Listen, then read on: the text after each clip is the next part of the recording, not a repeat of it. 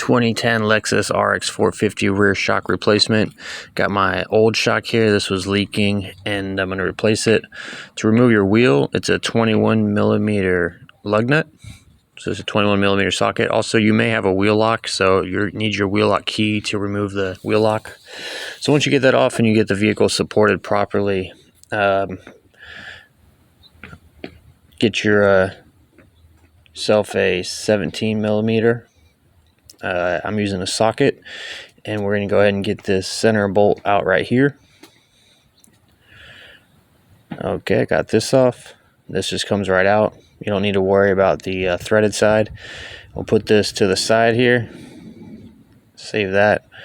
Now on the bottom here, going to need a 17 millimeter on each side. So you got a nut on one side and then the bolt head on the other.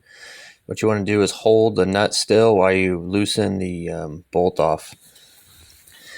So you can use sockets on each side, it doesn't really matter, but I just got a wrench and then my impact. Just go ahead and get that out.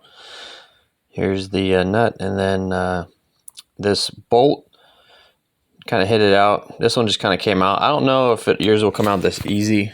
My car is suspended off the ground, so you know, there's no really weight on anything, but we'll put this with the other bolt. And then I couldn't just wiggle this out, but on the bottom there's a spot to use like a little pry bar to kind of just pry it out.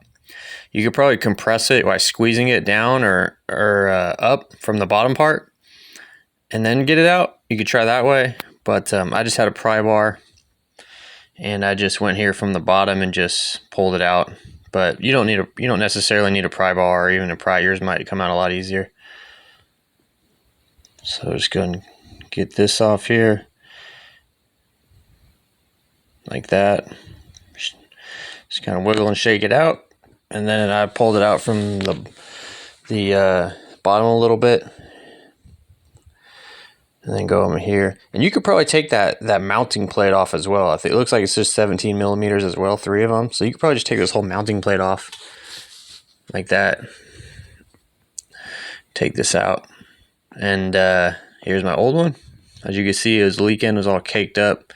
Got my new one here. My new one's from the Lexus, and it's like the most quality feeling shock I've held. It just feels like it's a good, solid shock. Here's my part number from Lexus.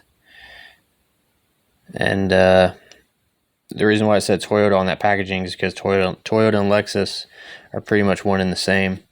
So I just kind of slid this up here, and then I put my bolt through, hand threaded it just to get the thread started. I didn't go all the way down with it yet. And then I'm going to do the same thing on the bottom. And you could twist the shock like kind of like left and right if you need to move the head a little bit to fit so it's not crooked. Put this bolt back in.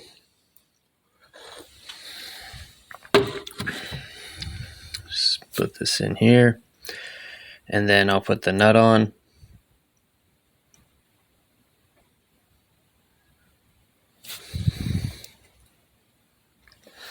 All right, so now that I got these both hands started, I could just tighten them down. I don't have the torque specs on me. Maybe in the future I'll put them in the description.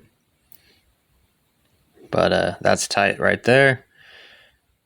Get this one tight here. And then I'll go back over off camera the torque wrench and torque it. All right, so that's how I do the rear shock on the Lexus. Thanks for watching. I'll see you next video.